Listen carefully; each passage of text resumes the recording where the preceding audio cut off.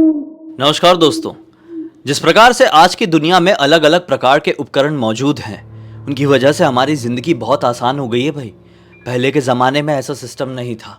पहले के ज़माने में तो घड़ियाँ भी नहीं होती थी। लोगों को समय पता लगाना होता था ना, तो ऐसा चांद में देखते थे, सूरज में देखते थे और अंदाज़ा लगाते थे कि अच्छा ये समय हो रहा है। लेकिन कई बार उनसे गलतियाँ भी हो जाती थी और एक गलती का खामियाजा लोगों को बहुत अलग अलग प्रकार से भुगतना पड़ता था। आप लोग बहुत अच्छे से जानते होंगे कि इंसान से एक गलती हो जाती है तो कई बार उनकी ज़िंदगी में कोहराम तक आ जाता है। ब्लडी सत्य के आज की इस एपिसोड में एक ऐसी ही घटना की कहानी आप लोग के सामने लेकर आ गया हूं, जिसमें ऐसी ही एक गलती एक साधारण से लड़के से हो गई और फिर उसकी ज़िंदगी में क्या हुआ, आइए आगे जानते हैं। आज से काफ़ी साल पहले उड़ीसा के एक छोटे से गांव में हेमंत नाम का एक छोटा सा लड़का रहा करता था। हेमंत के परिवार में टोटल 5 लोग थे। मम्मी, पापा, भाई, बहन और हेमंत खुद। हेमंत की एक दिनचर्या सी थी। गर्मी का मौसम लगता नहीं था कि आम के लिए इसका मन पूरा ललच पड़ता था। जैसे ही दोपहर हुई, शाम हुई, वो अपने घर से निकलता था, अपने दोस्तों को बटोरता था और गांव के थोड़ी आगे एक तालाब मौजूद था। उस तालाब के किनारे ढेर सारे आम के पेड़ मौजूद थे। वहां से वो अपने दोस्तों के साथ मिलके आम तोड़ने लगता था। बहुत ज़्यादा आम फलते थे भाई, बहुत ज़्यादा, मतलब लिटरली, और पेड़ भी ढेर सारे थे। ऐसी एक दिन की बात है, रात का वक्त रहा होगा, 3 बजे के आसपास। आज शाम से दिन भर से ये आम तोड़ने के लिए नहीं गया था। ये सो रहा था बढ़िया से। अचानक से इसकी नींद खुली। इसको ऐसा लगा कि सुबह हो गई, लेकिन नहीं, घर पे घड़ी नहीं थी। इसने सोचा कि बाहर निकल के चांद को देख के अंदाज़ा लगाता हूँ। हेमंत बाहर निकला। गर्मी का मौसम था, जून जुलाई रहा होगा। चांद को देखने लगा और ऐसा हिसाब किताब समझ में आया कि भाई 4 साढ़े 4 बज गए हैं, जबकि नहीं बजे थे, 3 बजे थे। वो अपने घर से एक बोरा उठाया और तालाब की तरफ निकल पड़ा और बोला कि यार, एक पेड़ है, उसमें ढेर सारे आम फले हुए हैं, अपने दोनों दोस्तों को लेकर जाता हूँ, मस्त से तोड़ूंगा। वो घर से आगे, थोड़ी ही आगे, अपने एक दोस्त के घर पर पहुंचा।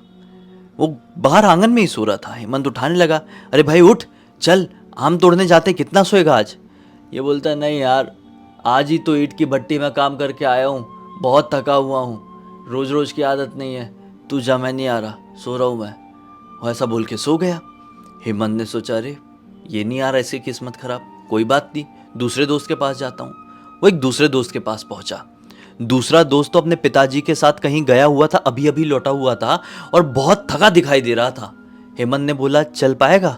ये बोलता है, नहीं यार, मैं नहीं चल पाऊंगा और तू भी मत जा, ये कोई समय है जाने का।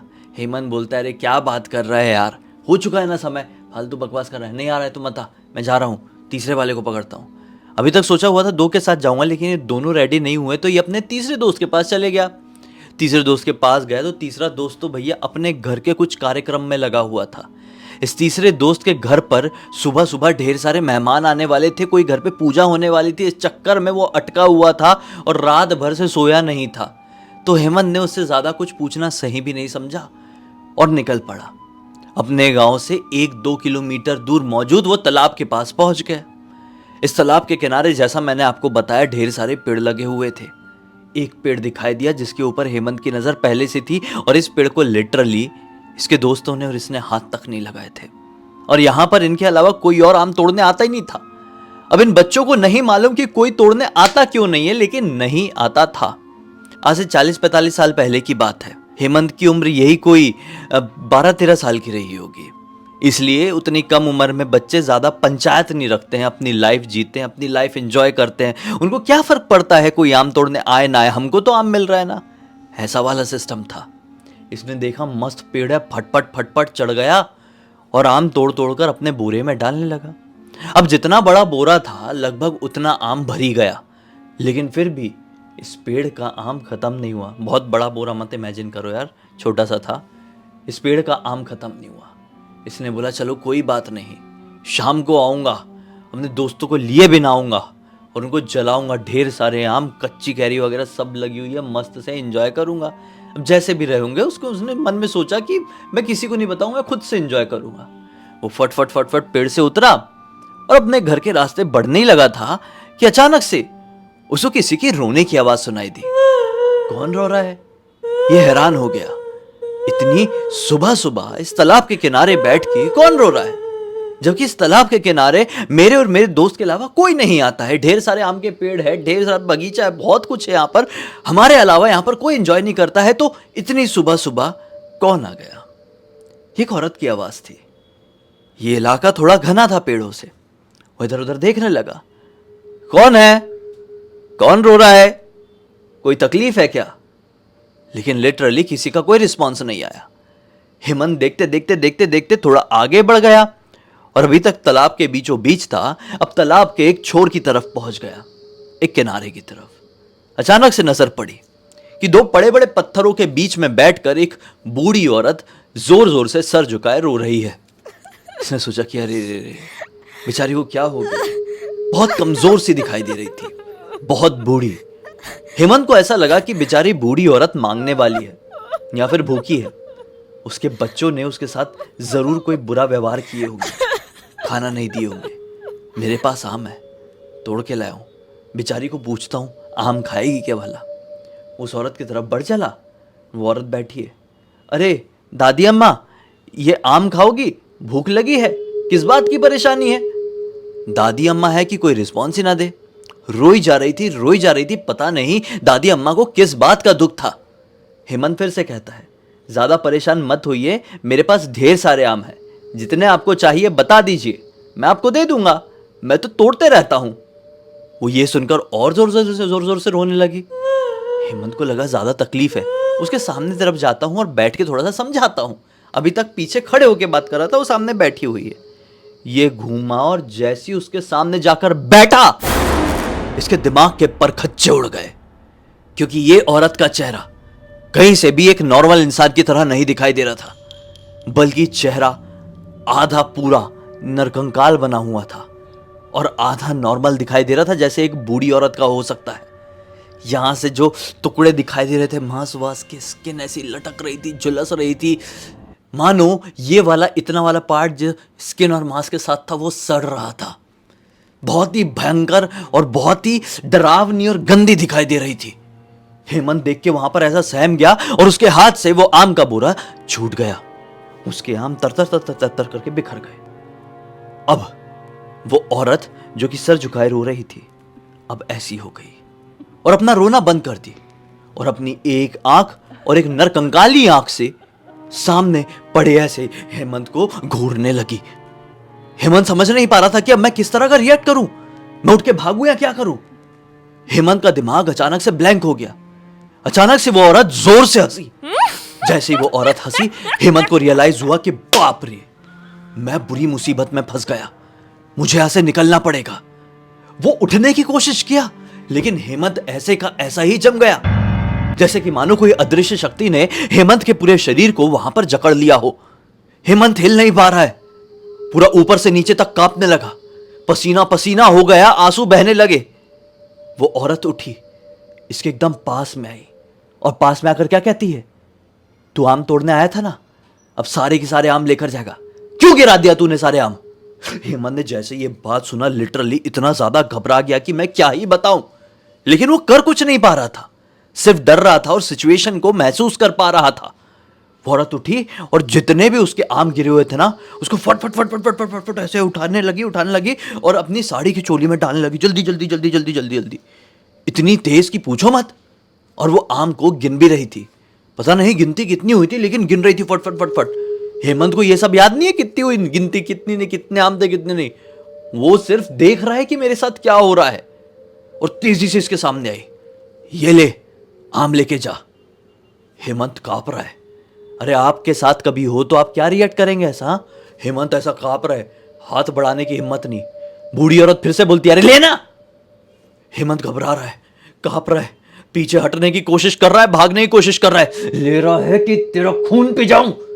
हेमंत डर के अब नहीं मुझे मत मारो ऐसा बोला ही है कि वो औरत ने पूरे के पूरे आम इसके मुंह पे दे मारी और दौड़ते दौड़ते दौड़ते दौड़ते सीधे जाके उस सामने वाले तालाब में छलांग लगा दी। जैसे ही वो औरत उस तालाब के अंदर छलांग लगाई है, वो गायब, पानी के अंदर चली गई।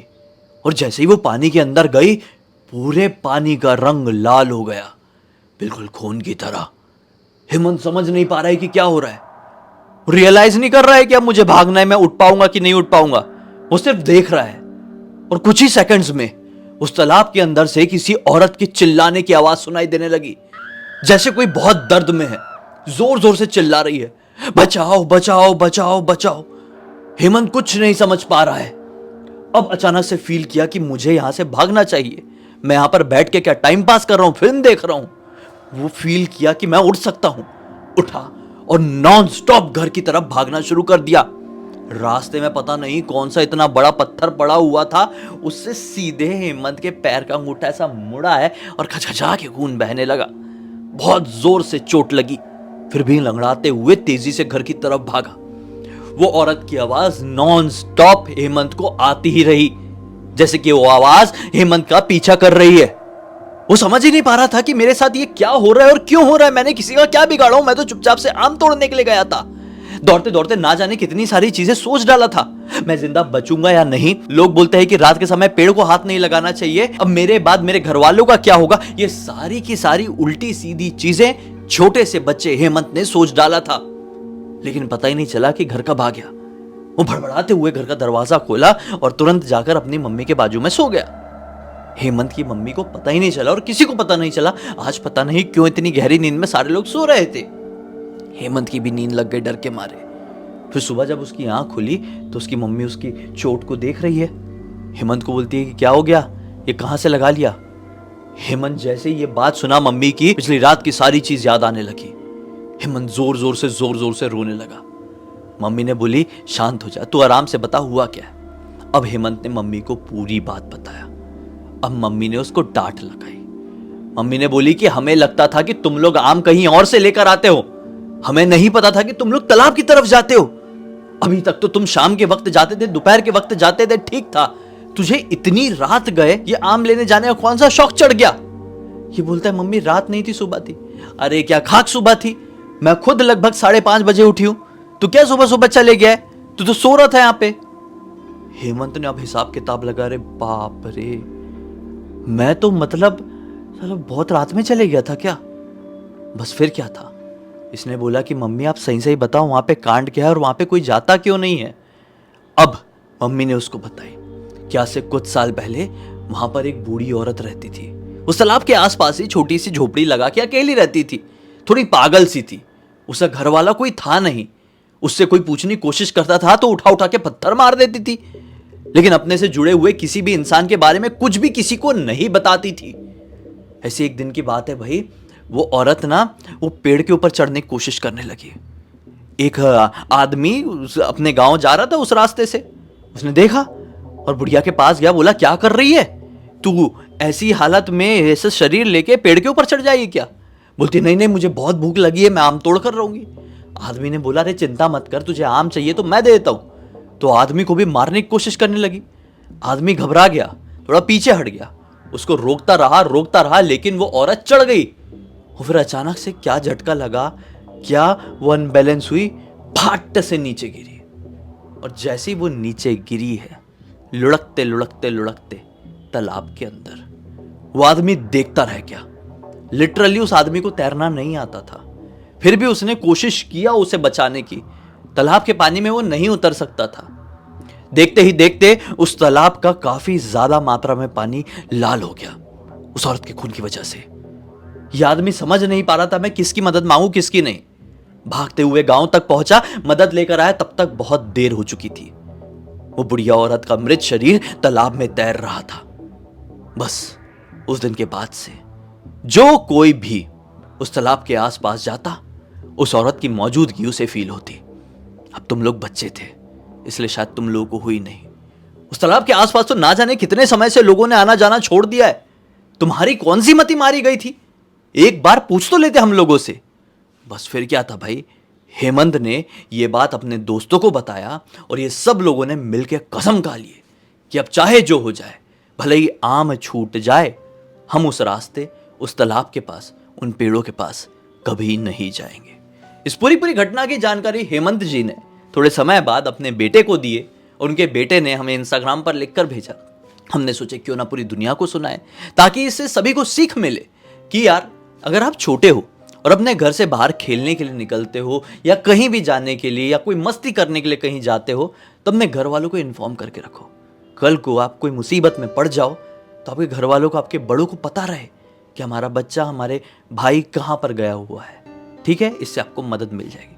उम्मीद करते हैं कि आज की कहानी के जरिए आप लोगों को अच्छा खासा मनोरंजन भी मिला होगा। इसी बात पे अब तक इस वीडियो को देख लिया तो लाइक जरूर कर देना। कमेंट सेक्शन में वीडियो को 10 में से रेट देना मत भूलना। जितना भी लगे लिख देना, मुझे पढ़कर अच्छा लगता है। मुझे पहली बार देख रहे हो तो चैनल को सब्सक्राइब करके बेल आइकन दबा के ऑल के ऑप्शन में क्लिक करना, क्योंकि इस तरह के हैरान कर देने वाले खौफनाक वीडियोस डेली आप लोगों के सामने लेके आता रहता हूँ। इंस्टाग्राम की लिंक इस वीडियो के डिस्क्रिप्शन बॉक्स में मिल जाएगी, क्लिक करके डायरेक्टली वहां पर पहुंच जाना। और इसी तरह की कोई भी कहानी, टॉपिक या जानकारी आप लोगों के पास भी है तो लिख भेजना। हो सकता है मेरा अगला वीडियो कल आपके हिसाब से ही बन रहा हो। तो चलिए कल फिर से मिलते हैं, तब तक के लिए बहुत बहुत धन्यवाद। आपका दिन शुभ हो।